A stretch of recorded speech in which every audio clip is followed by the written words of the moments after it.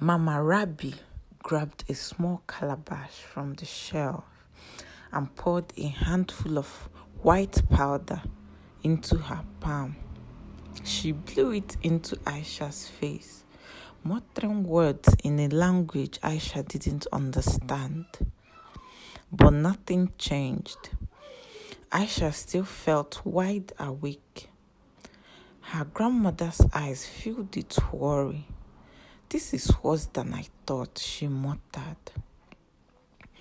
Aisha grabbed her hand.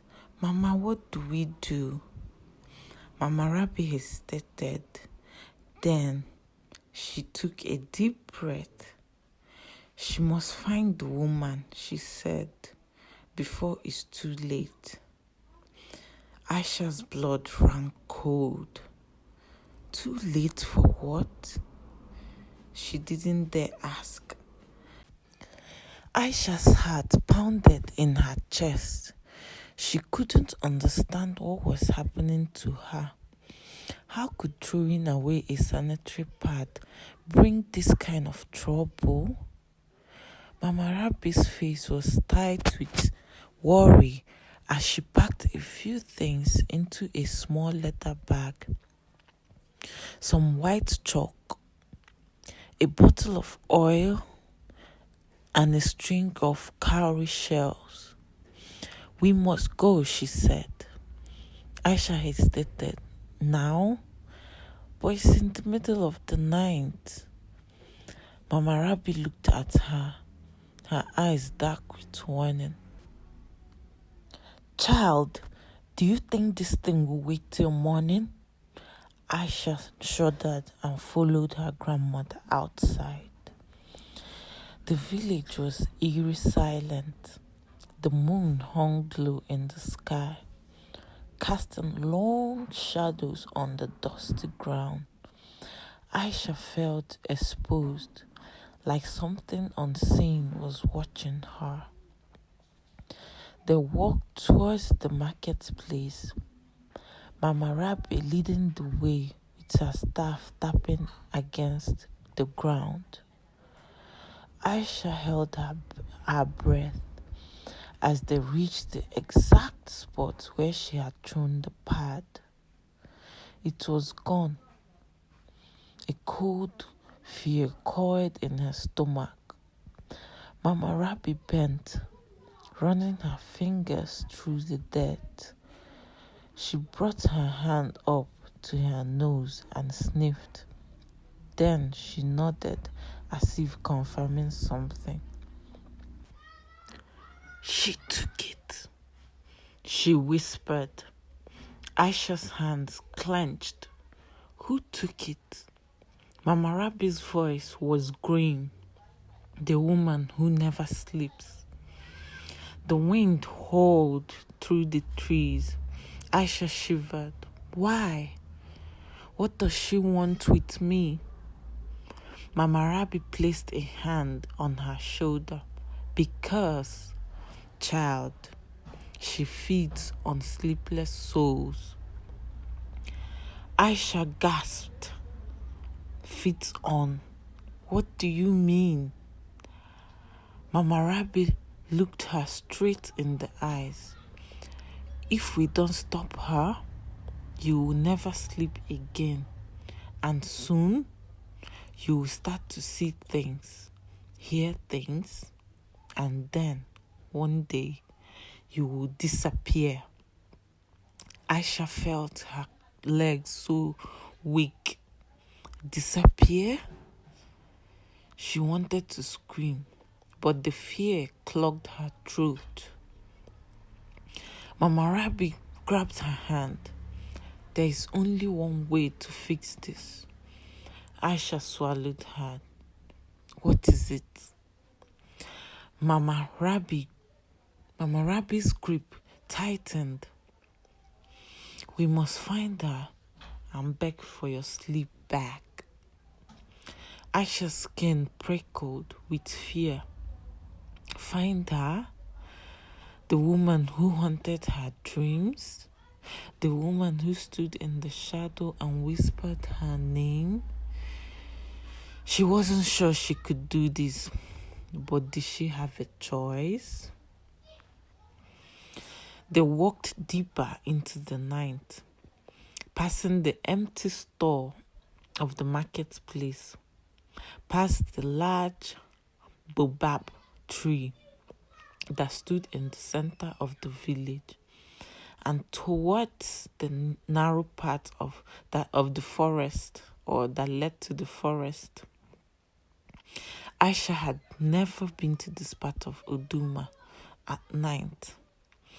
The trees seemed larger, the shadows darker, the air was thick with the scent of damp earth and something else, something rotten. Mama Rabi stopped suddenly. "She is close," she whispered.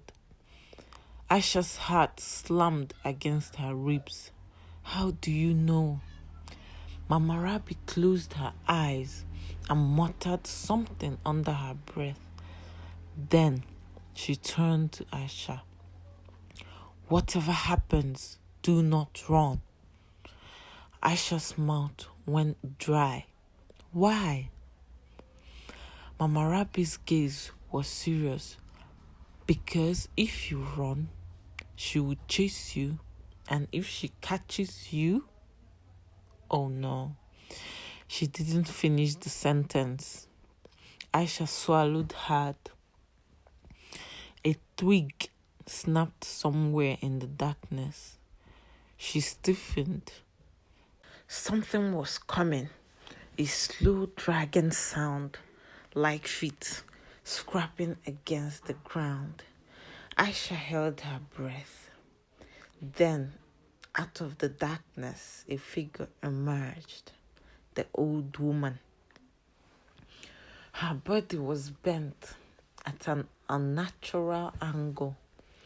Her hands long and bony. Her black eyes gleamed in the moonlight. And she was smiling. "You came," she rasped. Her voice was like dry leaves rustling in the wind. Aisha's knees threatened to give way, but Mama Rabi tightened her grip on her hand. "Great mother," Mama Rabi said carefully, bowing her head. "This child did not mean to offend you." The old woman's eyes flicked to Aisha. "Did she not?" Aisha's mouth opened, but no words came out. The old woman stepped closer. Her skin was wrinkled and dry, her nails long and sharp. Aisha felt her breath quicken. "You took something that belonged to me," the old woman whispered. "And you did not ask permission." Aisha's body trembled. I didn't know," she stammered. The woman's head tilted. "But you threw it away carelessly like rubbish." Aisha's throat tightened. Mama Rabi stepped forward. "Great mother, she is young. She did not know the ways of the old world. Please return her sleep to her." The woman's smile widened. "And what will you offer in return?" Aisha's stomach dropped. "Offer?" Mama Rabi was silent for a long moment. Then she pulled something from her pocket, a small red bead. The old woman's eyes darkened. "This is not enough." Mama Rabi clenched her jaw. "Then what do you want?" The old woman turned her gaze to Aisha. A slow, wicked grin spread across her face. "I want her shadow." Aisha's blood turned to eyes. Her shadow? She looked down at her feet. The pale light of the moon cast a long dark shadow beside her. The old woman chuckled. "Give me your shadow, child, and I will return your sleep." Aisha felt like the ground beneath her had vanished. Give up her shadow? She didn't know what it meant, but deep inside her, she knew it was something terrible. She looked at Mama Rabi, hoping her grandmother would refuse. But Mama Rabi's face was pale because she knew what it meant too. Aisha's heartbeat thundered in her ears. If she agreed, what would happen to her? And if she refused, would she ever sleep again? The old woman took a step closer. Her smile widened. "Well, child," she whispered. The old woman tilted her head. "Or you can refuse." Her smile widened. "But if you do, you will never sleep again, and soon you will beg for something far worse." The wind hurled around them, rustling the leaves of the trees. The night felt alive, as if the darkness itself was listening. Aisha clenched her fists. Her mind screamed for her to run, to flee into the safety of her home. But she knew the truth. There was nowhere to run. This was her voice, her sleep, or her shadow. She turned to Mama Rabi. "What happens if I give it to her?" Mama Rabi's face twisted with pain. "You will be different." Aisha's stomach churned. "Different? How?" she whispered. Mama Rabi hesitated, then sighed.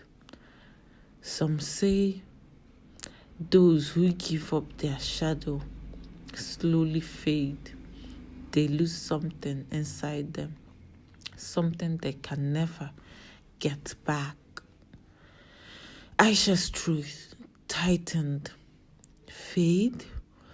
Would she still be Aisha? Would she still be herself? The old woman sighed. "You're taking too long, child." Her voice was soft, but it carried a sharp edge. "Make your choice." Aisha's chest rose and fell rapidly. Every instinct told her that this was a trap, that no matter what choice she made, she would never be the same. She squeezed her eyes shut, willing herself to wake up from this nightmare. But she was already awake, and she hasn't slept in hours. Her body ached. Her mind was sleeping. She needed sleep. Tears burned at the back of her eyes. She turned to Mama Rabi one last time, searching for an answer, for a way out. But her grandmother's face was filled with sorrow because there was no way out. Aisha took a shuddering breath, and then she made her choice. Aisha's voice was barely above a whisper. I give it to you."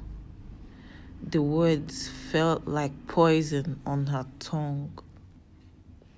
The old woman's grin stretched wider, revealing teeth as sharp as broken bones. The air grew heavier, pressing against Aisha's chest. Mama Rabi gasped, gripping her arm. No, child, you don't know what you're doing. Aisha's vision blurred with tears. I can't take this anymore, Mama. I need to sleep. The old woman chuckled, stepping forward. Wise decision, little one. She lifted her hand, her long nails coiling towards Aisha's feet. The moment she moved, a cold wind wrapped around them, sending dust swirling into the air. The trees groaned, their branches twisted unnaturally. Aisha looked down at the ground. Her shadow trembled.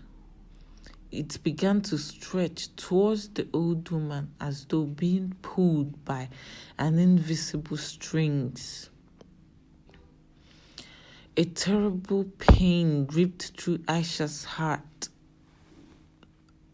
She gasped, clutching her heart as a burning sensation spread through her body. It was as if something deep inside her was being ripped away. Her knees buckled, but she didn't fall. She felt weightless, lighter, like a hollow shell.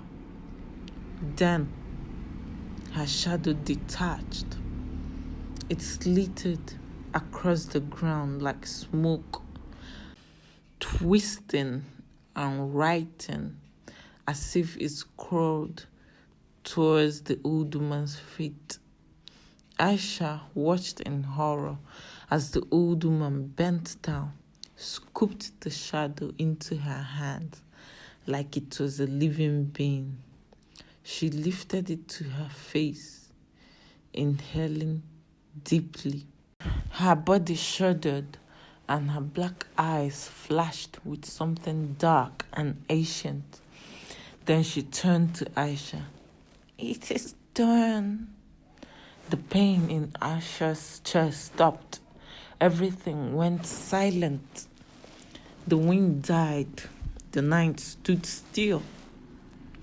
Aisha swayed on her feet, her body numb. She blinked rapidly, feeling strange, disconnected. Then a wave of exhaustion crashed over her. Her eyelid grew heavy. Her limbs sagged. For the first time since the nightmare began, she felt sleepy. Her body crumbled to the ground. She barely heard Mama Rabi's desperate cry as the darkness swallowed her whole. But before she lost consciousness, she saw one last thing. The old woman watching her with a knowing smile, and in her hands, Aisha's shadow writhing like a living creature, trapped forever. Aisha woke up to the sound of birds chirping. Morning sunlight streamed through the small window of her hut, casting soft golden light on the walls. She blinked. She had slept. She had actually slept. Yoo-hoo! For a moment, she lay still, soaking in the feeling. No fear, no whispers, just peace, bliss. Had it all been a dream? Then she saw Mama Rabi sitting beside her mat, eyes filled with worry, and Aisha remembered everything. Her stomach twisted. She sat up quickly, looking around. Everything seemed normal. The hut, the morning sounds, the smell of burning firewood outside. She lifted her hand to her chest. expecting to feel the pain from last night, but there was nothing. She was fine, but something felt off. Mama Rabbi touched her cheek. "How do you feel, child?" Aisha hesitated. "I feel normal."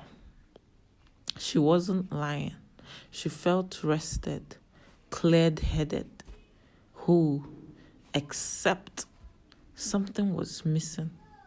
She couldn't quite name it, but it was there. An emptiness inside her, like a hollow space where something used to be. Mama Rabbi's grip tightened. "Aisha, stand up." Aisha frowned. "Why?" "Just do it." Confused, Aisha pulled the blanket off her legs and slowly stood up to her feet. The moment she did, she saw it. Or rather, she didn't. Her shadow was gone. The morning light streamed through the window, but the ground beneath her was empty. No dark outline following her movement. No proof that she existed in the light. Aisha's breath hitched. She stepped forward. Nothing. No shadow.